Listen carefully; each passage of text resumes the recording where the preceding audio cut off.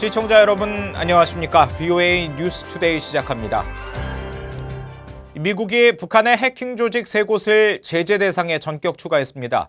세계를 뒤흔들었던 해킹 사건 주범들을 제재 명단에 올린 건데 이들이 북한 정찰총국 소속이라는 점을 분명히 했습니다.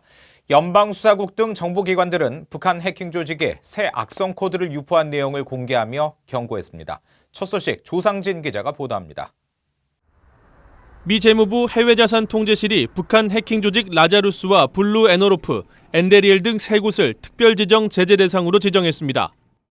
또 이들 해킹 조직이 미국과 유엔의 제재를 받고 있는 북한 정찰총국의 통제 아래 있으며 특히 사이버 첩보와 정보 탈취, 현금 강탈 등 악의적 활동에 초점이 맞춰졌다고 밝혔습니다. 미 재무부는 이어 라자루스가 그동안 다른 나라 정부와 군, 금융, 언론기관 등 주요 사회 기반 시설을 공격한 사례를 지적하며 지난 2017년 미국과 호주, 영국 등 150여 개 나라에 큰 피해를 입힌 워너크라이 랜섬웨어 사태를 꼽았습니다. 다른 두 곳은 라자루스의 하급기관으로 해외 금융기관과 정부, 방위산업체에 집중 공격을 가했다고 지적했습니다. 시걸 맨데커 미 재무부 테러 금융정보 담당 차관은 이번 조치가 불법 무기와 미사일 프로그램 지원을 위해 사이버 공격을 자행해온 북한 해킹 그룹에 대한 것이며 금융망과 사이버 보안 개선을 위해 국제사회와 계속 협력할 것이라고 밝혔습니다. 맨데커 차관은 지난 7월 강연을 통해 북한의 해킹에 대한 대책 마련을 강조했습니다. We've led the Financial Action Task Force in adopting comprehensive measures for how countries must regulate and supervise digital assets, including digital or cryptocurrencies, to address and mitigate the associated anti-money laundering and terrorist risks. 이런 가운데 미 국방부와 연방수사국 FBI, 국토안보부 산하 사이버 안보국도 북한 해킹 조직이 악성 프로그램을 유포한 내용이 담긴 분석 보고서를 지난 9일 발표했습니다. 보고서는 피해 컴퓨터의 사용자 인증을 우회하는 배드콜과 보안 방화벽을 뚫는 전자 물고기가 북한 히든 코브라의 소행으로 드러났다고 밝혔습니다. Nation-state adversaries that we see active in the cyber realm, and that includes Russia, China, Iran, and North Korea. 보고서는 또 사용자들이 악성 코드 관련 활동을 포착할 경우 즉시 국토안보부나 연방수사국에 신고해 줄 것을 당부했습니다. 미국 정보기관들은 북한 정권의 악의적 사이버 활동과 악성 공격에 노출되는 것을 막기 위해 이번 보고서를 발표했다고 밝혔습니다. VOA 뉴스 조상진입니다. 미국 상원 의원들이 북한의 정치범 수용소 철폐와 북한에 대한 최대 압박 유지를 촉구하는 성명을 발표했습니다. 상하원에 계류 중인 북한 강제 수용소 철폐 촉구 결의안이 계속 지지세를 넓히고 있어 통과 여부가 주목됩니다. 이조은 기자의 보도입니다. 상원 외교위 동아태 소위원장인 코리 가드너 공화당 의원을 비롯한 5명의 상원 의원들은 13일 계류 중인 상원 결의안에 대한 지지를 표명하는 성명을 발표했습니다. 가드너 의원은 성명에서 북한이 완전히 비핵화하고 이런 수치스럽고 비인간적인 수용소 시설의 전면 철폐를 포함해 주민들의 인권을 존중할 때까지 미국은 김정은 정권에 대한 최대 압박 캠페인을 유지해야 한다고 밝혔습니다. 상하원 결의안은 북한 지도부의 수용소 전면 철폐를 촉구하고 북한 정부의 반인도 범죄를 전담하는 특별재판소 설립을 국제사회에 촉구하는 내용이 핵심입니다. He has failed to raise legitimate, widespread human rights issues, in particular human rights violations by the North Korean regime. When I was in South Korea, I met with North Korean defectors and was reminded of the ways in which North Korea is a remarkably oppressive government. 결의안은 또 북한 정부의 인권 유린 행위의 전면 중단을 촉구하며 특히 유엔 인권위원회와 북한 인권특별보고관 그리고 국제적십자위원회가 수감자 석방과 재활치료를 도울 수 있도록 수용소 접근을 허용하라는 내용이 포함됐습니다. 북한 강제 수용소 문제는 북한에 억류됐다 송환된 뒤 숨진 미국인 대학생 오토 원비어 사건과 함께 미 의원들이 자주 거론하는 북한 인권 유린의 대표적인 사례입니다. 트럼프 행정부가 북한과의 대화 국면으로 접어든 시기에도 미 의회에서는 북한 강제 수용소 철폐를 촉구하는 결의안이 잇따라 추진됐습니다. 지난해 3월 하원 결의안을 시작으로 한 달 후 상원에도 동일 결의안이 상정됐고 새 회기가 시작된 올해도 유사 결의안이 상하원에 상정돼 계류 중입니다. 북한 강제 수용소 철폐 촉구 결의안에 대한 의원들의 지지가 초당적으로 확대되고 있는 가운데 미북 비핵화 협상에 어떤 영향을 미칠지도 관심입니다. VOA 뉴스 이조은입니다. 최근 신규 노선을 늘리면서 증편을 예고했던 북한 고려항공의 운항이 다시 감축된 정황이 나타났습니다.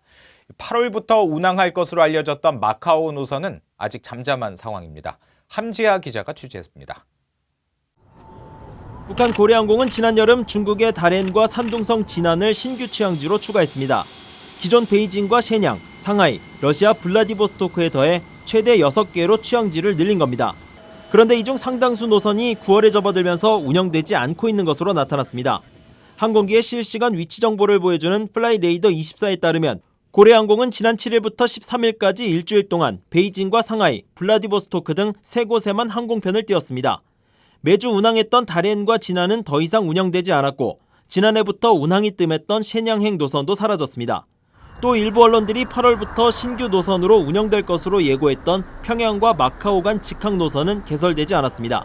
불과 한 달여 만에 북한의 고려항공은 국제사회 제재 부과 이후 줄어든 운항 상태로 다시 돌아간 것으로 나타나 지난 여름 증편은 일시적 현상이었을 뿐 아직도 제재 영향을 받는 것으로 보입니다. 하지만 북한은 최근 중국을 이용한 관광 수익 확대를 시도하고 있는데 이런 움직임은 중국의 대북 제재 이행 완화와 관련이 있다는 지적이 나옵니다.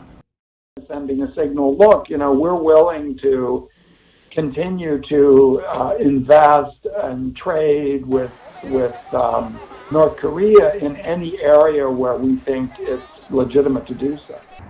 북한은 최근 마식령 스키장 외에 또 다른 스키장 등 대형 관광단지 건설에 착수한 것으로 알려졌습니다. 북한은 일반 주민들을 위한 시설이라고 말했지만 중국인 관광객을 염두에 뒀을 것이라고 전문가들은 분석했습니다. BOE 뉴스 함지아입니다. 마이크 펜스 부통령은 북한이 협상 테이블로 나오는 것은 미국의 강력한 힘 때문이라고 강조했습니다. 펜스 부통령은 13일 메릴랜드주 볼티모어에서 열린 2019 공화당 하원의원 연찬회 연설에서 더욱 강화된 힘과 함께 미국이 다시 세계에서 존중받고 있다고 말했습니다. 이어 미국의 동맹국들은 공동 방위와 관련해 과거보다 더 많은 것을 하고 있으며 북한과 같은 불량 국가들이 평화 문제를 논의하기 위해 회담장으로 나오고 있다고 언급했습니다. 그러면서 트럼프 대통령은 오직 힘을 통해서만 평화가 이루어질 수 있다는 것을 알기 때문에 이런 일들이 일어나고 있다고 강조했습니다.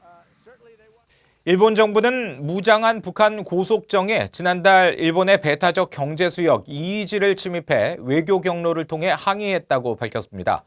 일본 정부 대변인인 스가 요시히데 관방장관은 13일 브리핑에서 지난달 23일 일본 이이지 내 어장 서쪽 해역에서 단속 활동을 하던 일본 수산청 선박에 소총으로 무장한 북한 고속정이 접근했다는 요미우리 신문 보도를 확인하며 이같이 밝혔습니다.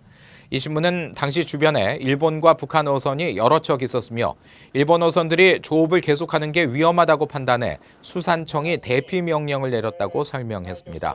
스가 관방장관은 이 보도에 대해 지금까지 밝혀진 사실로 볼 때 북한과 관련된 선박일 가능성이 높다고 보고 중국 베이징 주재 대사관 루트로 엄중 항의했다고 밝혔습니다. 미국 정부 고위 당국자가 중국 통신 장비 업체 화웨이가 북한의 무선 통신망 구축에 관여한 사실을 확인하며 동맹국의 화웨이와의 거래를 거듭 경고했습니다. 미 국무부의 로버트 스트레이어 사이버 국제정보통신정책 담당 부차관보는 12일 화웨이가 수년간 북한 무선 통신망 구축을 지원했다는 최근 미 언론 보도에 대한 VOA의 확인 요청에 화웨이가 독재 정권들의 기술을 공급하고 있다는 점은 놀랍지 않다면서 사실이라고 밝혔습니다.